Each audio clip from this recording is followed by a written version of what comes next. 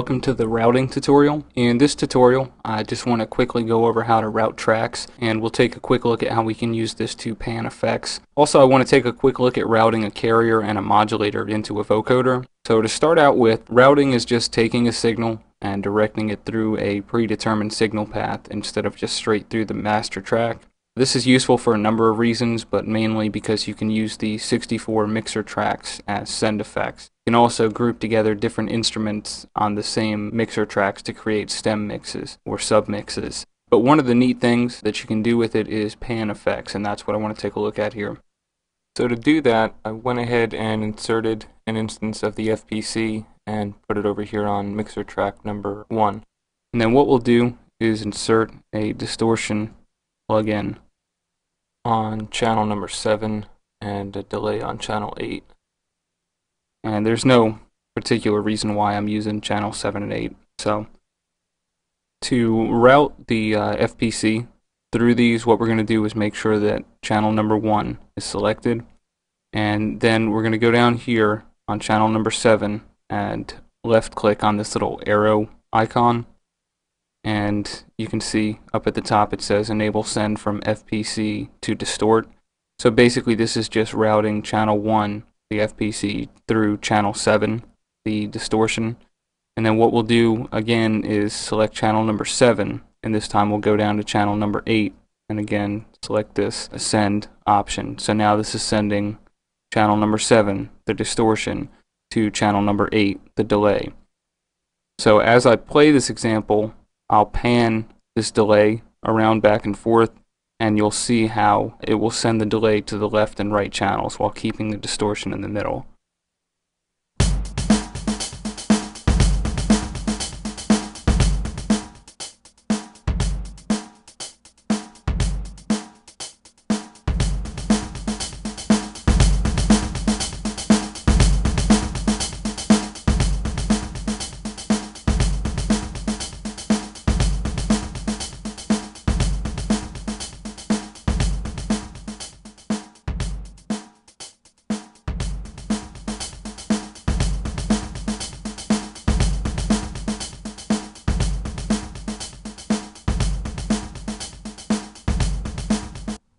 So you can see that playing around with routing gives us some pretty cool results, and it's great for effects. And again, it also helps you want to use more than just the 4 send channels that the mixer offers.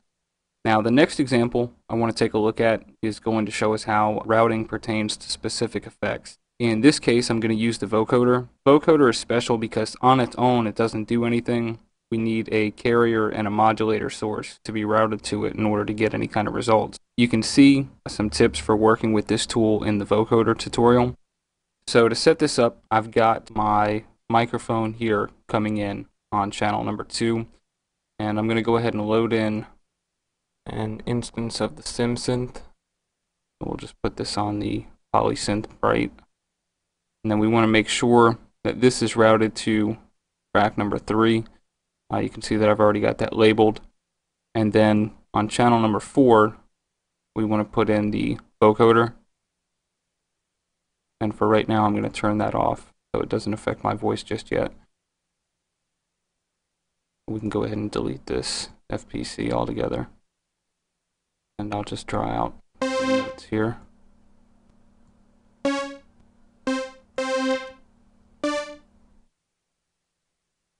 Okay, so in order to use this, what we need to do is take both channels 2 and 3, where we have our modulator source and our carrier source, and route both of those to the vocoder channel. So again, we'll make sure in this case channel 3 is selected, and we'll take this little box down here, and then we'll do the same for number 2. Now we have both our carrier and our modulator being sent to the vocoder channel. And in order to use the vocoder the way that FL Studio has it set up is that the modulator source needs to be all the way to the left and the carrier needs to be all the way to the right. I'm going to go ahead and pan these. I should only be coming through the left speaker now. And one more thing to keep in mind when using the vocoder is to make sure to turn off this send to master or else you'll get the synth and the sound source playing at the same time. You won't just have it coming through the vocoder. So I'm going to go ahead and turn the send to master off on the mic, and then I'm going to turn the vocoder on and press play and start talking, and you should be able to hear the vocoder effect.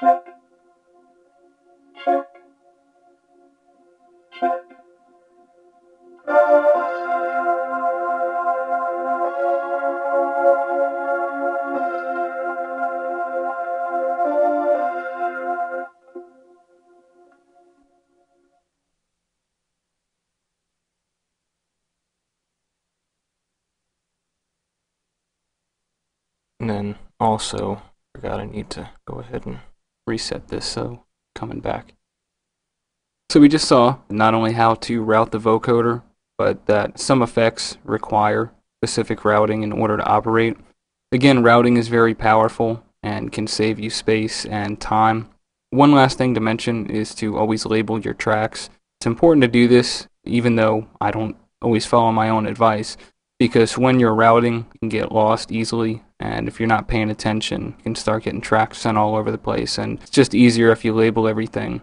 But as always, I want to thank you again for watching, and I will see you in the next tutorial.